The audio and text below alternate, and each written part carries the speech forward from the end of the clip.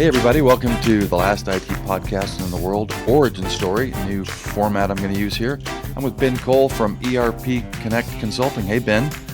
Hey, how's it going, David? I mean, like moderate legend in the Dynamics community, is that fair to say? Like people know you, household name?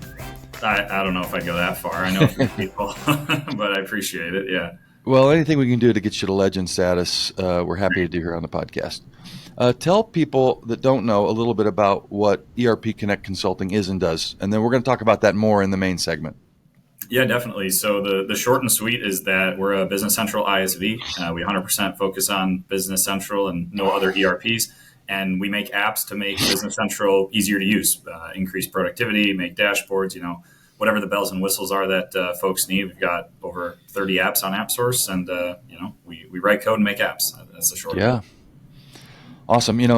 As a related to that, in my career, one of the biggest changes technology-wise is I grew up in the era if you modified your ERP, you were doomed because you were never going to be able to upgrade it. And the more you modified it, the worse it was. And now we're in this really interesting world of cloud and like built to be what I'd call extensible, where companies like ERP Connect Consulting like have this rich and not paint you into a corner, you'll never upgrade your ERP again. It's like encouraged to modify the ERP. You're not old enough to understand where I'm coming from, probably. Well, I think two pieces to that, really, right? The one I think is the way the model is moving, right, to more of these ISV products where we're now responsible for making sure that Business Central can go from version 24 to 24.5 to 25 to 25.5, right? Like all these iterations of upgrade, there's still work that needs to be done because Microsoft's always changing things, right? Yeah. It's not free. It's not a free lunch. Yeah, exactly. And it's all right. I think there's two sides of the coin. Some people hate subscription, that everything's a subscription fee now, and other people love it, right? I love it because it's an all-inclusive aspect, right? It's not like it's like you go on vacation, you get the all-inclusive.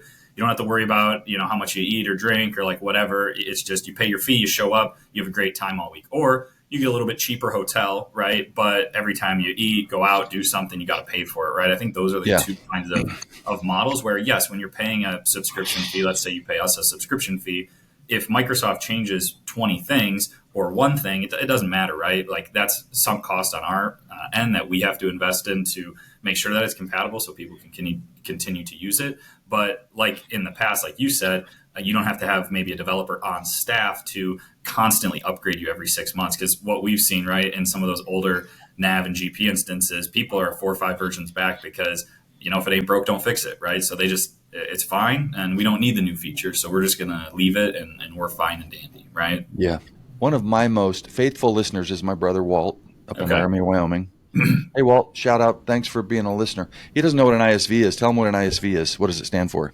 An ISV is an independent software vendor. So again, we aren't Microsoft. We don't work for Microsoft. We partner very closely, right, to build apps on top of their platform. But you can just think of us as another vendor who makes apps. Like if you have your iPhone, right? Apple isn't making all million plus apps that are in their app store. They've got what you could consider an ISV on AppSource, right? So if you download Instagram or Facebook, all those apps, right? That would be similar to this model, just in layman's terms, probably the easiest. Terrific. Yeah. I mean, one of the most slept on, we'll get to the questionnaire here in a minute. So everyone, I'm going to do a questionnaire with Ben, but we'll move on to that pretty quickly. I want to talk about your origin story after the break. But I think one of the most overlooked advantages of a cloud-based ERP is just like you wake up one morning and it got upgraded last night.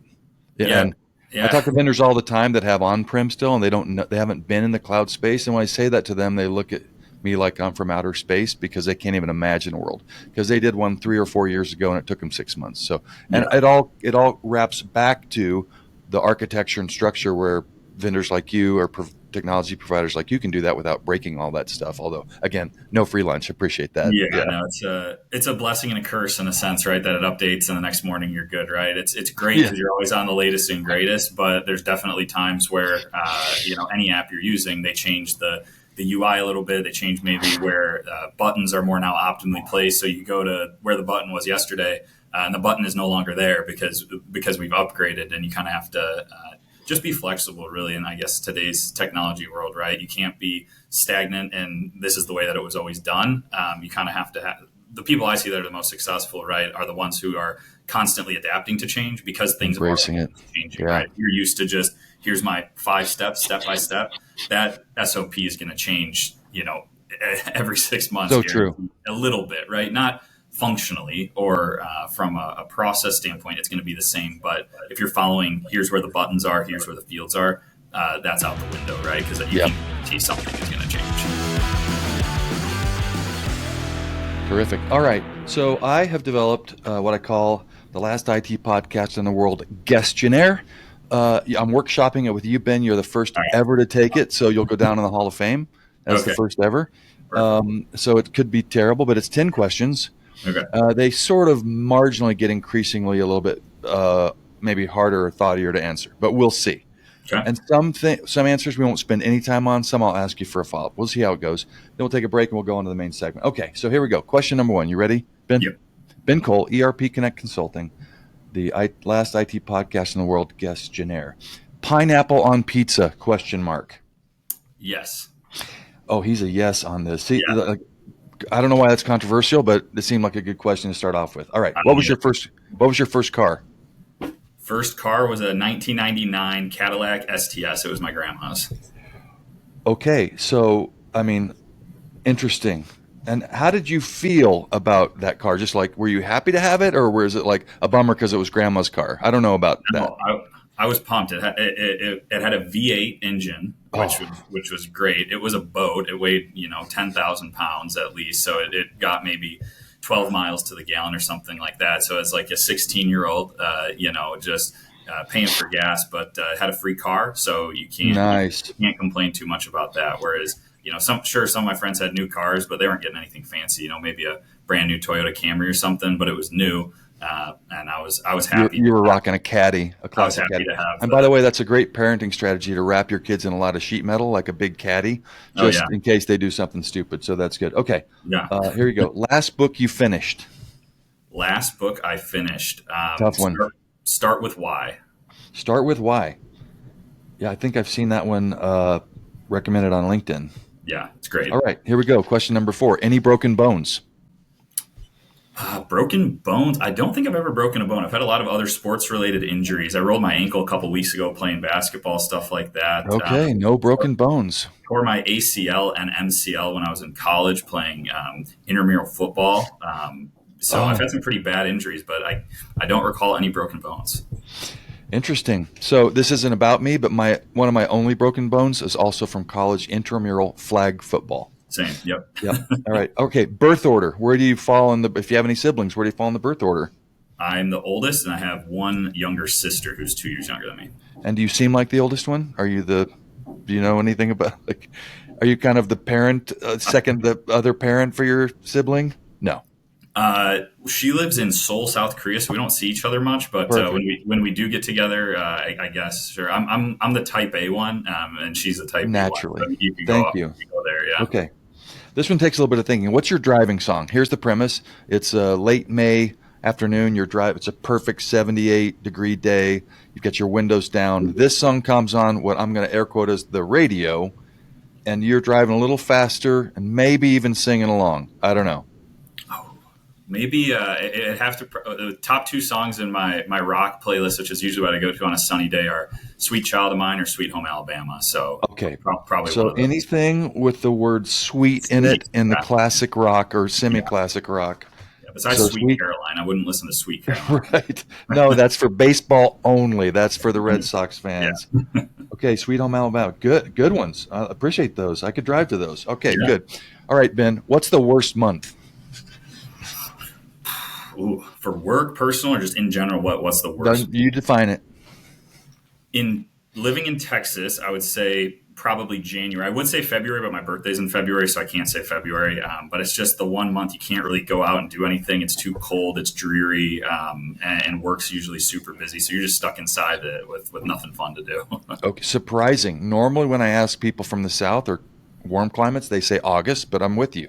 I love the heat. Okay. I'll go play golf in 110-degree weather. No problem. Good to know. Okay. All right. Question number 8. You have to live in one of these environments for the rest of your life. You can't leave them. Okay. Mountains or ocean? Mountains. Mountains. I know you ski. Yeah. Is that why? But you like heat. That's interesting. Yeah. I don't know. Like I love the ocean. I love the views and all that thing. But I was talking to somebody about this the other week, like going swimming or like getting in the ocean, all that kind of stuff. I would say mountains because you get both climates, right? I could play golf all summer and it's gonna be beautiful and not All too right. hot. And in the winter, I could just ski all winter. So that's All how. right. Two more questions. Increasingly challenging. What was your high school persona? When we think about the stereotypical, jock, cheer, mean girl, nerd, band geek, art geek, emo, whatever there are, like where were you slotted in high school, Ben? I played sports, but I wouldn't say I was a jock. I had a few different Did you friends. stuff any other kids like me in a locker ever? No, I wasn't a Okay. bully. Okay. I think kind of just blended in. Had friends with anybody. Didn't really have any enemies, anything like that. Just kind of, like I am I, now, right? Just a chameleon would I blend dig in with that. it. Yeah. I was pretty much very forgettable in high school, but it's not about me. So, all My right. school had, Finally. yeah, I was gonna Yeah. say I had like 100 kids. I went to, like you said at the beginning, I went to a all men's or all boys at the time, military Catholic high school. So there was about 100 guys in my graduating class. So nobody could be forgotten. You remember everybody when you see. Same. I mean, not same in military school. My graduating class was 104. Yeah, First class of my high school to break 100 in like forever. there And you and go. you kind of knew everybody, and you kind of Yeah, had to get along a little bit, if you know what I mean. yeah, exactly. You Yeah, couldn't. got it. Nobody could shove you in a locker. It'd get Exactly. awkward next I got period. shoved in a locker, but that's okay. Yeah. Number 10, final question. If you could have any job or career in the world, I don't limit this in any way, any job or career in the world, what would it be? Love to play professional golf. That would be a dream. I played with a guy on Saturday who was in high school, and he just kicked our butts.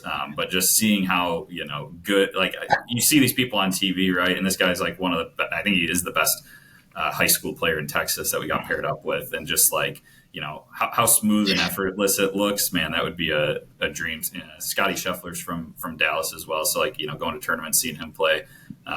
Just seems like a pretty good life. I'm sure that has its stressors too, like what we do, but being on the national stage. But Yeah. getting outside, getting some sun, playing golf every day, that'd be a pretty good job. If realistically, since I can't do that, and if money wasn't an object, just work at a golf course, be a pro, something like that. Terrific. Be around golf. Yeah. Just be around golf. Yeah. It's So like it being makes the me. team manager on the college basketball team, right? Oh, Yeah. So I'm good with that. Yeah, I can't dunk, but I'll throw you a towel and give you some water. terrific. Yeah. Be near, like, yeah, defend you for practice. Hey, you have completed, thank you for completing the first questionnaire on the pod. I really enjoyed that. I feel like I learned about you.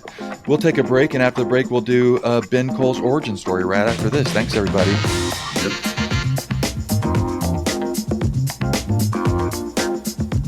Hey, everybody. Welcome back to the Last I.T podcast in the world. Origin story with Ben Cole from ERP Connect Consulting. And Ben, you gave us a little bit of intro on ERP Connect Consulting, but the reason I want to call this kind of episode origin story is I'm fascinated with how we all ended up where we are. Like when I look back on my career, there's twists and turns and intrigue and uncertainty, and yet here we are. And so I love to peel back the layers a little bit and learn about people. And as we've discussed, you're a semi-legend, we'll say, in the dynamics community. I hear people talk about you. I think you're more of a legend than you think you are. But so give us the elevator speech on like how your career developed, how you got started, how you got here. And then we'll kind of go back and sort of ask some questions about some touch points along the way, however you want to do that. Yeah. How far back do you want to go? Like, It's entirely up to the guest. It's wherever it becomes relevant. It okay. could be when I was 5, I said to my mom, I want to start an ERP-centric software bolt-on company. She said, okay, most people want to be a cowboy, but all right, Ben. Yeah, no, I don't think I knew, or I know that I knew. I did not know what ERP was until I Right. was a junior in college going into my senior year, right? So I Okay. can rewind. I can rewind a little bit before that. I mean, plain and simple. I've always had a passion for numbers and technology and things like that, right? Like since high school, I was never good at writing or the English classes or the science classes or anything like that, right? So, kind of knowing that, it's like, okay, spend your time with what you're good at, right? Anything statistics, calculus, computer science, all that kind of stuff. Mm-hmm. Even from high school days, I always had a passion for. So when I went to college, and you're having to pick a major and stuff, right? I picked finance to start, and again, just because I had a passion for numbers, I liked investing with the little money I had at the time as a freshman in college, right? But I found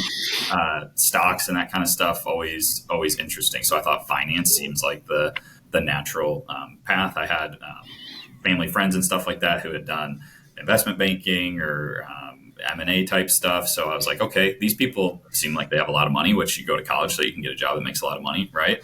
And as I progressed further and further, continue to do the finance thing, was looking for those types of jobs. And then my junior year, going into my senior year, the company that I ended up working for the first 5 years of my career had like college kids day where they come and learn about like accounting, finance, technology, all this stuff. And one of the like partners at the firm was like, at that time I had now added a information or MIS degree, double major to my finance, because you only need a few more classes. And I was like, this stuff's interesting, right? So I add that, and he looks at my resume and goes, have you ever explored an ERP position? It seems like your resume, finance plus IT would be great for what that is. Look at my. You said what's ERP? I don't know what that stands for, but if there is, I am looking for a job. I am 21. I do not have a job. Let's talk about the job, right? What is? By the way, real quick insert: if you're a college kid and you know what ERP is, you're not having enough fun in college. So let's just stipulate that you shouldn't know what an ERP is in college. Yeah, no, you're not going to the bar on Wednesday night enough. Exactly. But we get into talking, right? And like, as anyone who's listening that knows what ERP is, right? It's kind of a mix of all those things: accounting, finance, inventory, operations, reporting, right? So all the stuff you're learning in your accounting 101s and finance 101s, and also, any operational classes. I don't know what the major, I think they call it supply chain majors. I think that's a major now.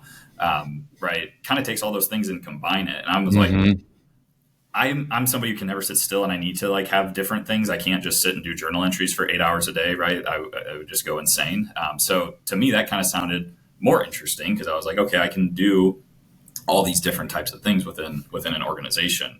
At that time, I, again, still had no idea what an ISV was, especially. So ended up taking that job, and that's ultimately how I got started in my career, and kind of ditched the whole finance track that I was on. But you get a little bit, you still get a little bit of it with what we do, right? It's more accounting than finance with ERP, but just having that analytical skill set, I think, helps quite a bit. So, fast forward, I did 5 years just basic climbing the ladder, right? You start as an implementation consultant, you get more responsibilities, you get to start leading projects, doing some solution architecture, like whatever it might be, but always on the professional service side.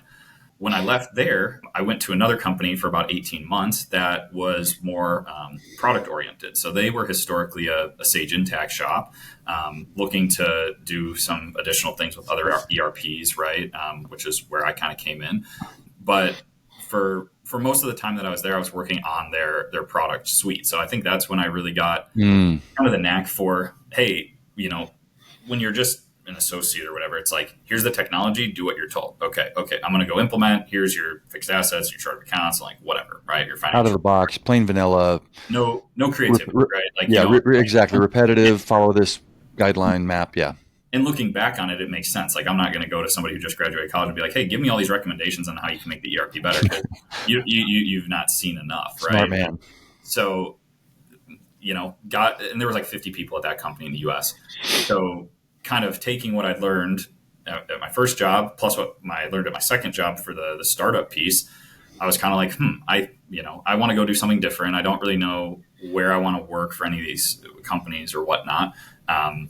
So I said, I'm going to go try it by myself, right? And at the beginning, I, created an LLC, but it was just me, right? Nothing fancy. So ERP Connect in 2021, when I started it, it was just me doing time and materials projects on Business Central, like I had done before, right? So I was just. Were you the developer too? Sorry, I don't mean to jump ahead. No, were you everything? You were renting maybe a developer at the time? Yeah. So I'll get into that. Yeah. Okay. At the very beginning, it was mostly other partners that I had known from the ecosystem, like, hey, Ben, like, we just got one project that we don't have staff for. can you come do it? And I do a couple of those at a time, right? Got a little bit too busy, hired Matt on my team, who was the first person that I hired. And then it was kind of like, okay, now I go from I had 40 hours and then I had 60 hours. So, okay, hire Matt, split it in half. Now I got 30, Matt's got 30, right? And kind of like grew organically like that, started to get larger and larger projects. And then where the development piece comes in is I was working on a project, fairly large project that needed a lot of development. There was another guy working on all the development pieces who now that guy is Joe, my business partner in ERP Connect with the Business Central toolbox. So he's written all the code and all that good stuff, right? We were working together at the time and we're just like, this makes sense, right? He had a lot of things that he'd done in the past. I had some ideas of things that I had kept seeing over and over and over again. And we essentially built a 6-app prototype for, at that time, we had no name for it really, but it's what's the Business Central toolbox today, which now has 36 applications. So it's kind of this iterative process where, we either come up with something or clients are constantly asking for something. And there's all of these gaps in Business Central, right? Like things as simple as reporting, right? Like there's no great dashboard. Okay, we built a couple little light dashboard, tools. The sending of emails is really mundane and manual and time consuming, right? So we built a supercharged invoice and statement delivery tool, which just is one of our best sellers. That just is a no-brainer. Bulk emailing, which you would think is in an ERP, isn't in Business Central. Yeah, like and you guys help fill that gap. They're like, again, that's a tough part. I had somebody ask me, they do this whole fit gap thing. Like, you should be part of this. I'm like, technically everything we do, if you ask Business Central, they'll say it's a fit. Like, does it do reporting? Fit. Like, okay, sure. Technically, yeah, maybe it's a C minus. Maybe it gets a C minus in reporting. I can make an income statement. Yeah, sure. But can I do AR aging? Yeah, they have an AR aging report. It's pretty bad, but ours is more visually appealing. You can click on it, right? It's interactive, right? So you'd have to get down to a very unique use case. But having said that, most of the people we come across, especially those who have already gone live, once they see our stuff, they're like, wow, this is just extra horsepower, right? Like, this makes my life so much easier. Yes, sure, I can run an AR aging out of Business Central fit technically, but by using ours, they don't have to mess around with it. They don't have to export it. They don't have to try to mess with the Excel. It's just visually presented. If they want to export it, they can, or if they want to email it, they can, right? So that's kind of where it started to where it is now. I think the biggest thing is kind of like I said earlier, the people who are the most successful are the ones who are flexible. And again, at the beginning, I was just like, I'm going to do consulting stuff and just hire consultants, and we're going to build a partner practice, right? We're going to be a VAR, a reseller at the time. We're just going to implement Business Central.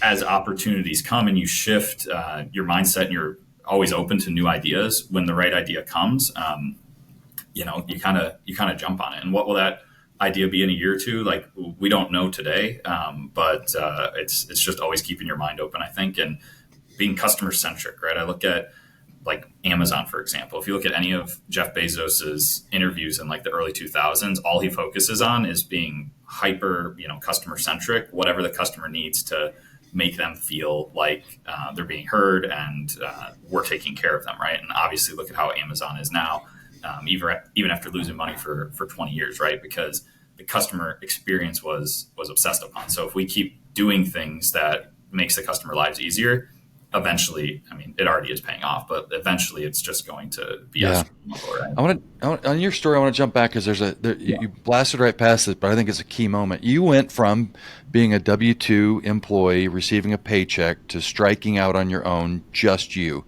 And you told that part of the story in about 5.5 seconds, which is fine. But can we talk about the decision-making process? So I was also a corporate leader of IT, and I hung out my alt-CIO consulting shingle. And I described the day I did that, my income went to zero. Oh yeah, for sure. From a pretty healthy income.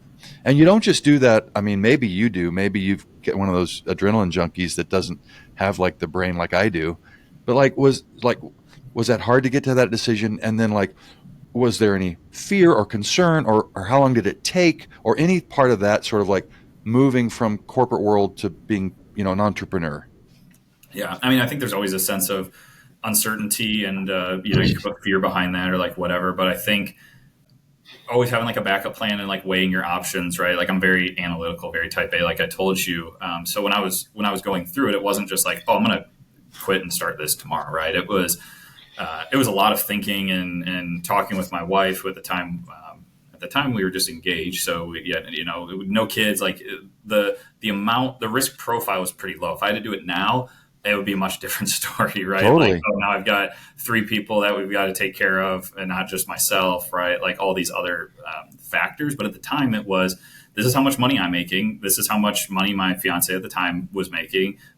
This is how much we're, saving, and these are our bills, right? So, okay, I need to get this much money to pay our bills. If we Right. have to throw everything else out the window and we can't go on vacation or like whatever, that's fine, because every one vacation we sacrifice now can be 5 and 10 years if we do this right. So that was kind of like my thinking. And then what's the backup plan, and what's the timeline, right? How much money do we have in the bank right now to float us for however many months Yeah. that was? I'd have to look back. I have the plan still. I'd have to look back. It'd be interesting Yeah. to see. But how much money can we burn, right? And it's with consulting, it's not we're going to make $0, right? Like there's so many recruiters and things out there that if you need to just get a quick contract for $80 like an hour, like sure, it's not as much as you're making now, but you can easily go find those if you have the skill set. So Yeah. my backup plan It's was, kind of in that case, it's kind of like how much can I afford to drain from my savings if I'm yeah, not making my wage? And then it sounds like, I don't mean to put words in your mouth. It sounds like you had like a plan, like if it didn't work out after a certain period of time, you could go back to getting yeah. a regular job. Yeah, it's like, okay, what's the worst case scenario? I go back to doing what I was doing, right? It's Yeah. like you look at any job posting, like every company out there, with how big Business Central is booming right now, every company is looking for competent consultants in the BC space. Like I never had a fear that I could go get a job somewhere else. Like that never even crossed my mind, right? It's like, if this fails, I'll just shut it down, close the LLC and go get a job back at any consulting firm that is hiring. And that does happen to people. They like, Oh yeah, I'm sure as we do more and more of these, we'll find out people started and stopped and went back, and then maybe their third effort, like they found the thing that worked or yeah, whatever. But yeah, yours kind of hit on the first time. One of yeah, my questions is like, what are like two like linchpins or detours or like key moments in as you look backward? I'll tell you a really quick story. There's this book. I was fascinated with compasses for a while, like how you stay like where you are oriented in the yeah, mountains. And there's a book called Staying Found. And I never got great at using a compass, but it said anytime you're going somewhere that you're going to return, every once in a while, stop, look back. This is incredibly important in like big city tourist travel. If you're like in like a foreign city you've never been before, you're walking places, every once in a while, stop, look backward, because when you're coming back and trying to find your way home, that's the perspective you'll see. So long story, I think sort of stopping and looking backwards sometimes is sort of helpful to, how we got here and how we're going to keep going forward. But I think you just described one, which was the striking out on your own. I don't want to put words in your mouth, but is there another sort of like key moment when you look back in your career where like it could have gone a different direction, but because this very specific thing happened or whatever, you ended up where you are? yeah. I mean, I think there's a couple inflection points, and when I look back at where I am now, right, depending on which route you took, where could you project that you'd be now based on peers you worked with 10 years ago, or like whatever it is, right? Like as we all started in our careers, I think the major one, right, is that 21-year-old Ben figuring out what ERP was rather than going the banking or the M&A route or whatever it was at the time, right? I think that was the first major inflection point that Yeah. that was a risk, right? Because it was like, I don't know what this is. I'm trusting these guys that this is legit and it's a field you can make a lot of money in and be successful in. And luckily, it's been good to me. But again, I look at that and it's just that was the first major decision, jumping into that unknown, and then the next biggest inflection point, right, was then leaving that same company, Mm-hmm. right? Because it was a good job, it was good compensation, there was good people that worked there. Really had no complaints other than it started to become kind of the same old, right? It kind of became stagnant. The projects were the same. The upward mobility over the next 10 years is very predictable, which some people love. I kind of enjoy the uncertainty of Same. We're making the same. Yeah. making it your own. Not that it's uncertain to a point that it's so vastly uncertain that you don't know if you're gonna eat your next meal. More so like, I Yeah. don't know if I'm gonna do this type of project or these types of projects or whatever it might be. So just kind of the itch for something Yeah. new, right? And at the I time, can't believe you said itch right there, because I was about to say literally the word itch, yeah, that this creativity thing that some people really need and some people don't need as much, or get it, they're finding accounting roles or like doing ERP implementations over and over. And like you said, I think this leap to where you're more of a software architect and software problem and designing things versus yeah, just formulaically kind of doing them over and over again, yeah. is this, you were scratching that creativity. It's the throw me a problem and let me wrestle with it, and then let me feel satisfied when I've come up with a solution, if I don't Yeah. put words in your mouth. No, that's exactly. And I think again, what led to why I enjoy what I do now is because I can still do both, right? Like I still do enjoy getting my hand, like rolling up my sleeves, getting my hands dirty and getting in the software and testing it and playing with it, right? Like, whereas again, the higher you go at any large company, it's very siloed. Like if you're the architect, all you're doing is architecting and you're passing it off to a team to go build. You never see it again. If you're the Right. salesperson, you sell it and pass it off to delivery, you never see it again, right? And it's funny I say that because they're also the things that add stress to my life of like, oh, I've got to do the sales, I've got to, help with the product, help, all those I things. know that you love standing in front of the booths at the conferences and handing out stress squeezer balls, squishy balls. I know that's your favorite thing. Not to like you do great at it, by the way, but you've told me like marketing is not your like joyful spot. Yeah, it's like part of it is fun. It's not like and there's a difference between marketing and sales, right? Like Yeah.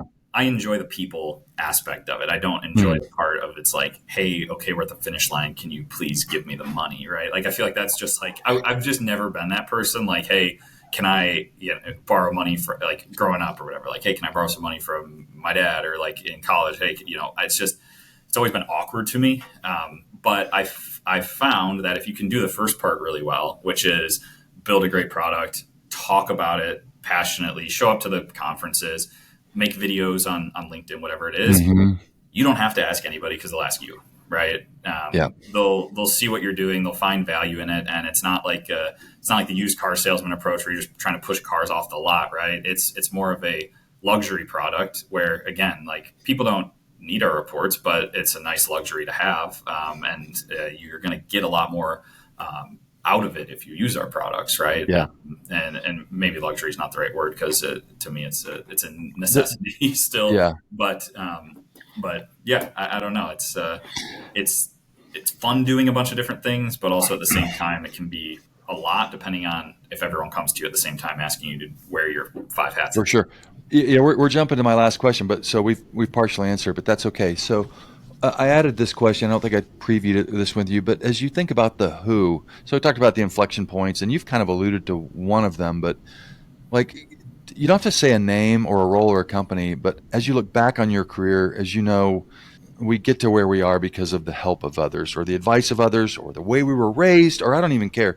But if you look back on your career, I think you already said the person who said, have you ever thought about ERP? I'm going to put them already in the column of a person who influenced your career for the positive. But if you think of another example, and again, can be just a generic, a teacher in high school or a mentor or a good manager, like what's another person that sort of like helped you get to where you got today?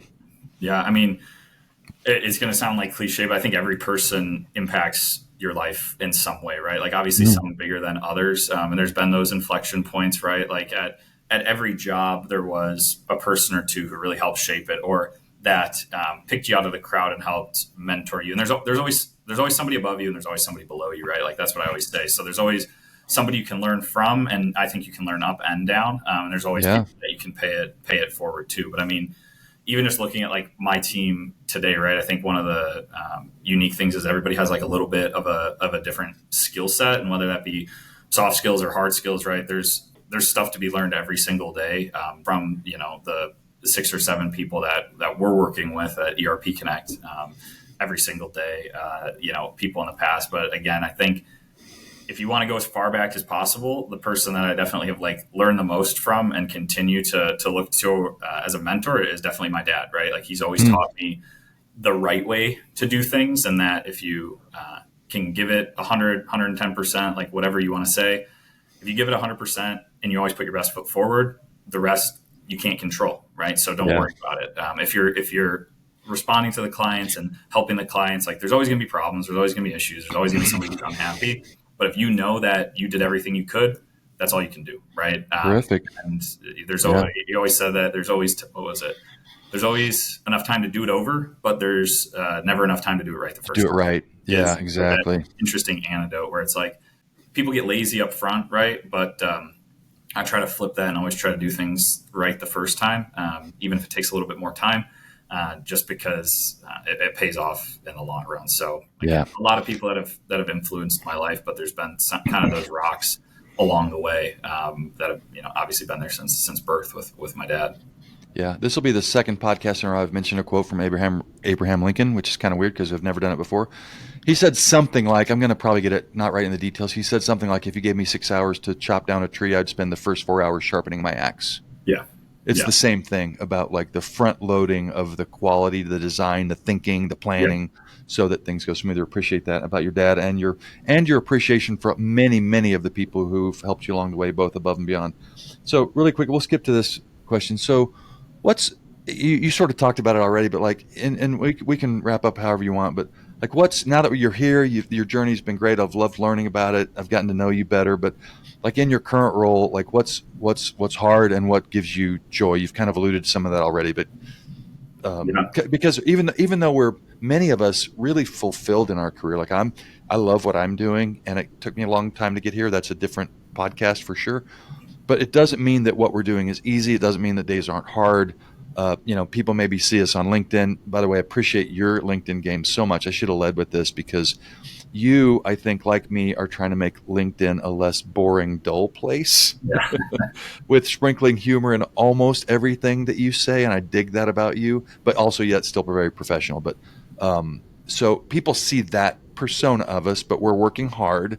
Things are hard, but also things are worth it. What are things that come to your mind in your current journey of your role about those two things? And you might have mentioned a couple of them already. Yeah. I mean, I think the hardest part is like being lean, right? Like there's no easy day when you run a lean team, right? Because there's always going to be, you're never going to have the perfect balance when you wake up of these are all the client requests and I have the perfect amount of people to match them, right? There's either the perfect amount of time. Yeah, exactly. There's either going to be everyone doesn't have enough to do today, or there's way too much to do today, right? And I think, again, no matter how large you get, that problem persists. I feel like the larger you get, the more it's, hey, we don't have enough work for the people that are here, right? Whereas our problem is quite the opposite right now. It's like we have more work than we can do in a day, right? But again, that just comes with prioritizing. So there's all different ways to cope with that. But I just think the sheer volume we get as we're growing, right? Now we've got a couple hundred clients, which when you had 20 clients a couple of years ago, it was like easy, like, okay, 20 clients, everyone's got like 5, like, okay, just go take care of your clients, right?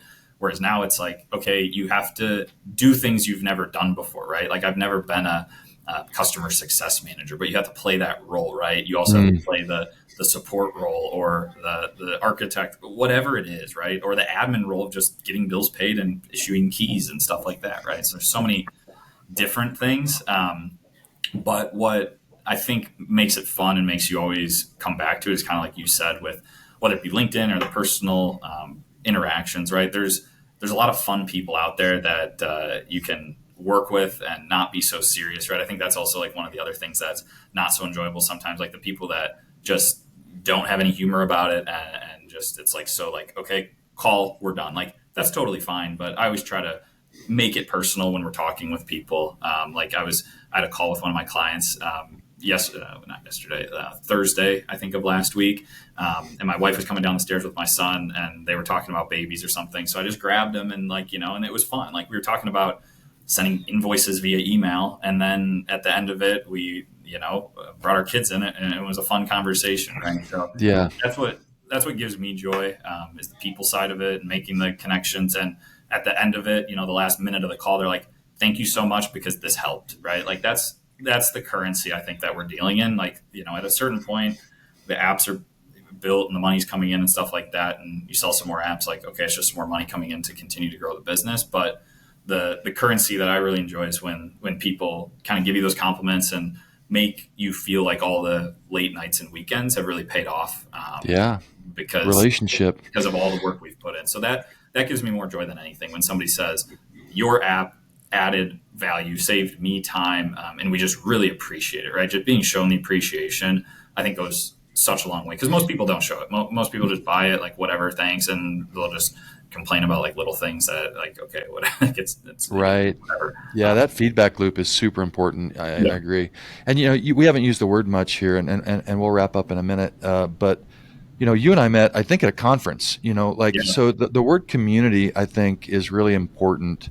You talked about the people side of things, and how getting to know people and getting to appreciate people beyond just their business needs is super fulfilling. And that's what I love about this podcast format is, you and I met at a conference. Most of the people that I'm connected to LinkedIn that I have sort of this, I could have them on the podcast and we could talk for an hour, is through conferences, which is an expression of community. But behind the community is people like Ben and many others who want to get to know people, who want to solve their problems, who are interested in their babies and their lives, and yeah, not just shilling for the dough. You know what I mean? And I think that's ultimately what makes businesses successful. I've got an episode in the can that is sort of imploring us to keep our humanity in business. You know what I mean? Like, yes, let's go to business, let's do good work, let's make enough money to provide for our families, and let's make sure that we're being good human beings along the way. And I know that's a bigger topic, but I heard that threaded throughout a lot of your conversation today, and I really appreciate it. yeah, absolutely. Cool. Anything else before we go about by the way, we did this off camera. It probably won't make the cut, but before we go, we asked about Ben's driving song. But he's got an entire driving song playlist, so he is prepped and ready, and a super organized guy, I think. Like, Yeah. what should if I'm driving and the weather's right and the windows are down, I want to have songs at my fingertips. So really appreciate what I've learned about you today, and appreciate it. Anything else before we go you want to say to anyone? No, really just appreciate you having me here. I'm sure I'll think of a ton after the podcast, but we'll probably communicate it via LinkedIn comments once it's posted. So I always do the same. So welcome to the podcast game. Thanks so much, Ben Yep. Cole. And thanks everybody for listening to the Last IT podcast in the world, Origin Story Edition. And we'll see you next time on the pod. Thanks. Thanks, everybody.